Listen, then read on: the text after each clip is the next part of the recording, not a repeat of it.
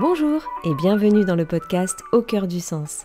Je suis Audrey, coach professionnel certifié et auteur, et je te partage toutes mes expériences et mes apprentissages de plus de 45 ans d'une vie bien remplie qui m'ont permis de trouver peu à peu le sens de ma vie.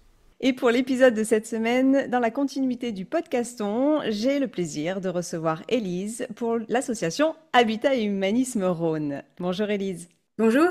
Alors, déjà, est-ce que tu peux nous parler de l'association et nous présenter l'association? Oui, alors Habitat et Humanisme Rhône a été créé il y a 40 ans par Bernard Devers. Et aujourd'hui, dans le Rhône, l'association loge et accompagne environ 14 000 personnes, qu'on accueille des personnes réfugiées, des femmes seules avec enfants, des personnes qui souffrent de handicap physique ou psychique. Et pour chaque personne, on essaye de trouver une solution adaptée d'accompagnement, de réinsertion sociale et également de réinsertion vers l'emploi.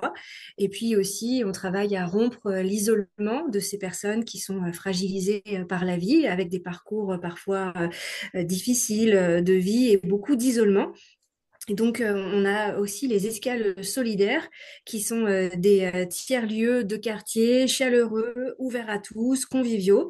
Et on peut y faire des rencontres, partager un repas, un café, participer à des ateliers. Et l'objectif, c'est vraiment de créer des liens entre les habitants, de permettre à chacun aussi de retrouver sa place dans la société, quel que soit son parcours de vie.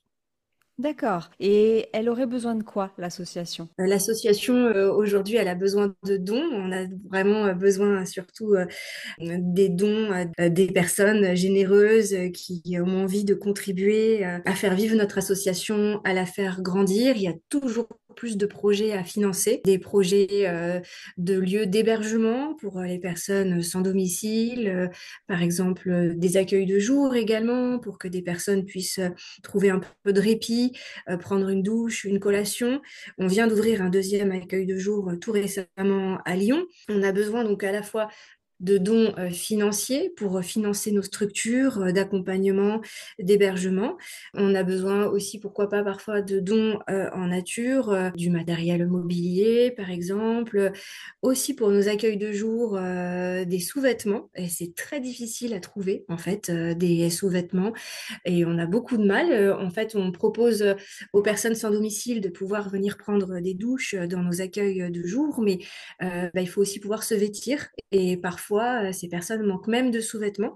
Et ça, c'est aussi un autre enjeu pour nous, pouvoir leur fournir des vêtements propres et qui puissent aussi, ça c'est une question un peu de dignité aussi, hein, reprendre confiance en eux, ça passe aussi par pouvoir avoir accès à une hygiène de qualité. D'accord. Alors, je vais mettre de toute façon en description du podcast tous les endroits où les gens peuvent faire des donations. Pour les sous-vêtements, ça peut être le lieu de collecte, ça peut être le siège d'Habitat et Humanisme qui est rue Mathieu Vary dans le 7e arrondissement. Et ensuite, pour les dons, c'est pareil, hein, c'est une adresse un peu générique, rue Mathieu Vary à Lyon 7e. Et donc, voilà, c'est une seule et même adresse pour tout. C'est plus D'accord. simple. Et comment vous trouvez les projets, justement? Alors en fait, pour ce qui est de l'hébergement d'urgence, on va être sollicité par les pouvoirs publics, la métropole de Lyon ou l'État pour héberger des personnes qui sont à la rue. La métropole de Lyon ou l'État finance nos structures d'hébergement. Ensuite, pour les escales solidaires, là c'est plus difficile aussi d'avoir un modèle économique viable parce qu'en fait c'est ouvert à tous. Il y a une participation de 2 euros qui est demandée aux personnes qui viennent prendre un déjeuner ou un dîner ou même un petit déjeuner. Et en fait, on travaille avec la banque alimentaire qui nous fournit donc de la nourriture en fonction des arrivages, mais nous, on complète. Et donc, forcément, 2 euros par personne, on n'y arrive pas. Donc, on est déficitaire. Donc, les escales solidaires, pareil, il y a aussi un autre enjeu qui va être de pouvoir avoir un modèle économique viable, pouvoir continuer à développer de nouvelles escales solidaires et de proposer des repas à toujours plus de personnes. On propose des repas à des étudiants en situation de précarité. Voilà, on accueille vraiment tous les publics, mais il y a aussi un enjeu sur la population étudiante qui est très souvent en précarité. On aimerait aussi davantage développer tout ce qui va être l'éducation à l'alimentation, bien se nourrir, privilégier les produits locaux, de saison, bio. Mais effectivement, pour cela, on a besoin de pouvoir financer notre fonctionnement. Donc, on loue aussi les escales solidaires maintenant pour des team building d'entreprise ou pour des événements pour des particuliers type des mariages ou des choses comme ça, pour réussir justement à pouvoir récupérer un petit peu de financement pour notre activité. Vous êtes combien dans l'association? Alors, dans l'association, aujourd'hui, on est à peu près 210 salariés et on a plus de 1000 bénévoles également. Le ratio, en général, c'est un salarié pour 5 bénévoles sur nos lieux de vie. Donc, les bénévoles ont un rôle extrêmement important à jouer dans l'association. On est toujours à la recherche d'ailleurs de nouveaux bénévoles, de personnes qui souhaitent s'impliquer, donc à la fois dans les escales solidaires pour préparer les repas ou pour accueillir le public, préparer des ateliers, participer à des moments conviviaux, dans les centres d'hébergement aussi, donc pour fournir les collations, faire du lien, accompagner les mères isolées qui ont besoin peut-être de faire garder leurs enfants, des bénévoles aussi qui vont aider à rédiger des CV, des lettres de motivation pour préparer ensuite des entretiens d'embauche pour les personnes qu'on accompagne. Donc on a vraiment besoin de bénévoles pour des missions très variées, y compris aussi des bénévoles bricoleurs, parce qu'on a aussi besoin de personnes qui nous aident à aménager les logements. Voilà, donc c'est vraiment très varié. Oui, je vois ça en fait. C'est vrai que c'est très varié, tous les domaines sont touchés. Et toi, ça fait combien de temps que tu es dans l'association? Ça fait 4 ans. Tu étais déjà dans le domaine associatif avant? Non, pas du tout. J'étais journaliste avant.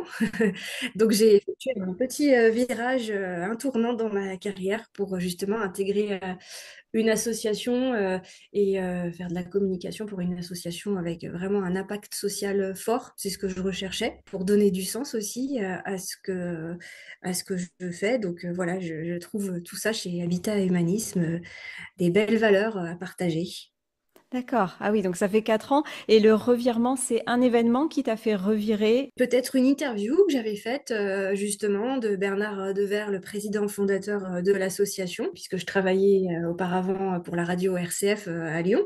Et donc il était venu parler de l'association, des besoins de l'association. Effectivement, ça fait réfléchir. On se dit, bon, nous, on est derrière notre micro, on pose des questions, on interviewe des gens, on écrit des articles, mais à un moment donné, est-ce qu'on n'a pas envie de s'engager davantage, de se sentir encore plus utile. Donc voilà, peut-être cette interview, d'autres interviews que j'ai pu faire aussi de personnes engagées dans le milieu associatif, le milieu social et qui m'ont donné envie, voilà, moi aussi de contribuer. Oui, c'est quelque chose. Alors, c'est quelque chose qui te manquait ou est-ce que tu t'en es aperçu au moment où tu t'es dit, ah tiens, ça fait sens? Mais peut-être que ça me manquait un peu parce que quand on est journaliste, on met en avant des sujets d'actualité, on met en avant des personnalités, des associations, des entreprises, mais voilà, on ne fait que survoler le temps d'une interview, le temps d'un article, les sujets. Et bah, c'est vrai que ça m'a toujours aussi tenu à cœur les sujets liés à la précarité, à la fragilité, l'accompagnement des personnes qui en ont besoin. J'avais aussi fait un peu de bénévolat avant d'intégrer l'association auprès de jeunes mineurs isolés. Donc, en lien avec Habitat Humanisme, justement, c'était peut-être la première porte d'entrée dans l'association. Et j'avais fait du soutien scolaire. Et puis aussi, passer du temps tout simplement avec ces jeunes adolescents qui arrivaient en France et qui étaient perdus. Donc, le week-end, les accueillir à la maison, faire des jeux avec eux, les emmener pique-niquer. Voilà. J'avais déjà un peu pris ce virage en tant que bénévole.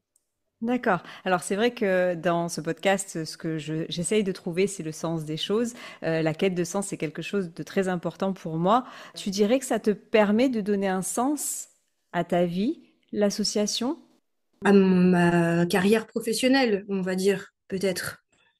Peut-être ça à ma vie aussi, mais c'est surtout voilà, se dire qu'on va travailler le matin et qu'on est utile et que ça sert à quelque chose en fait, c'est que c'est pas vain et que bah voilà, à travers les posts qu'on va faire sur les réseaux sociaux, les articles qu'on va écrire, les inaugurations, les événements qu'on organise pour faire parler de l'association, pour accroître sa notoriété, ben, ça va aider derrière des personnes qui en ont vraiment besoin. Là, pas plus tard que ce matin, on a fait une visite où j'ai rencontré des mamans qui sont seules avec leurs enfants et dans des situations pas faciles. Et là, on se dit vraiment que voilà, ce qu'on fait, on le fait pour quelque chose, pour aider vraiment des personnes qui en ont besoin.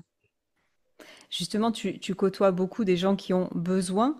Comment tu arrives, parce que moi c'est une question, alors la question un peu existentielle, c'est à quoi ça sert tout ça, tu vois? Et quand j'ai l'impression que plus tu côtoies le besoin des autres, et plus ça a l'air de donner du sens à la vie des gens. Et ça m'intrigue énormément. Comment tu fais pour garder le moral et pour faire en sorte que tout avance? Bon, alors moi, je ne suis que responsable communication événementielle, donc je suis pas tous les jours sur le terrain avec ces personnes, mais j'écoute aussi un peu les retours des salariés qui travaillent avec nous au quotidien.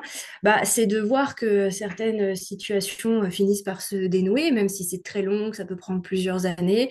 C'est bah, certaines mamans qui sont accueillies sur nos sites d'hébergement qui enfin obtiennent leur titre de séjour et on voit vraiment leur sourire, leur joie de se dire ça y est, voilà, c'est la fin de la galère, je vais pouvoir travailler, je vais pouvoir avoir un logement et avoir une vie stable pour mes enfants, pouvoir les voir grandir plus sereinement. Bah voilà, tout ça, ça va plutôt dans le bon sens et réussir toujours à trouver des solutions, même si effectivement, voilà, c'est pas toujours simple et que les budgets sont de plus en plus restreints, les places d'hébergement sont de moins en moins nombreuses. Donc oui, c'est pas toujours facile, mais ça vaut la peine d'essayer.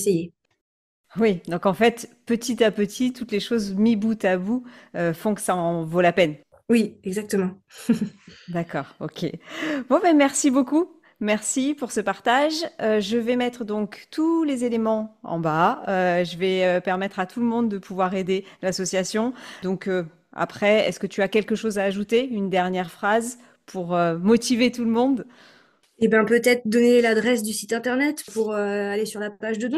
Vas-y. Donc, pour faire des dons au profit de notre association Habitat et Humanisme Rhône, vous pouvez aller directement sur notre site habitat-humanisme.org-du 6 Rhône. Ok, ben c'est parfait. Merci pour ta présence et pour ce partage et bonne journée. Merci à toi. Merci. À bientôt. Au revoir. Voilà, c'est la fin de cet épisode dans lequel j'ai eu l'opportunité de recevoir Élise de Habitat et Humanisme Rhône.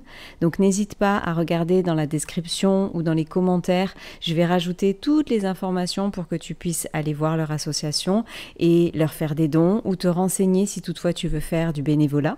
Et si toutefois tu connais une association que tu veux porter en lumière, c'est pas parce que le podcast On s'arrête que je compte arrêter là, donc n'hésite surtout pas à me contacter, n'hésite pas à partager autour de toi, et puis je te souhaite une bonne journée ou une bonne soirée et te dis à la semaine prochaine pour un nouvel épisode.